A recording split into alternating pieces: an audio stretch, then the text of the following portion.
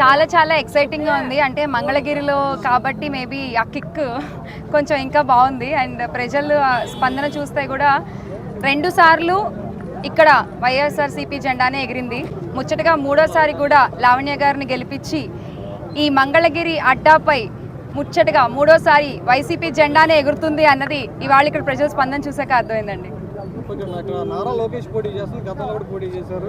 ఇప్పుడు భారీ ఎత్తున గెలుస్తాయి ఒకవేళ మెజార్టీతో వైసీపీ కూడిపోతుంది అన్న. నాకు తెలిసింది చెప్తానా, అంటే అప్పుడు ఆళ్ల రామకృష్ణారెడ్డి అని అనుకుంటా ఇక్కడ ఆ రామకృష్ణ అన్న మీద గెలవలేక ఎమ్మెల్సీ అయ్యి తర్వాత మంత్రి పదవి తీసుకున్నారు. అది అందరికీ తెలిసిన విషయమే, నాకే కాదు. అండ్ మరి ఇప్పుడు ఇక 3వసారి కూడా ఇక్కడ వైసీపీ ప్రభుత్వమే వస్తుంది. వైసీపీ ప్రభుత్వాన్ని గెలిపిస్తారు ఇక్కడ ప్రజలు. ఇక మరి ఆయన ఇప్పుడు ఏ పదవి తీసుకుంటారు?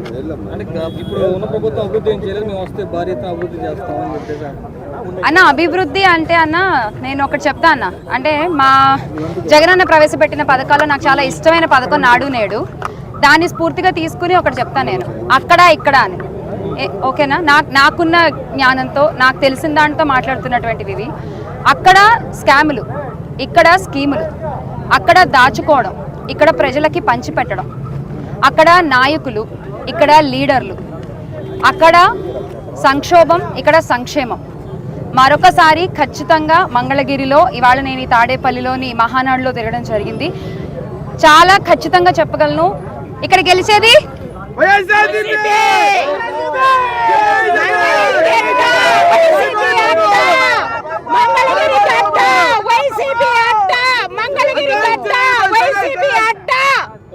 విన్నారుగా.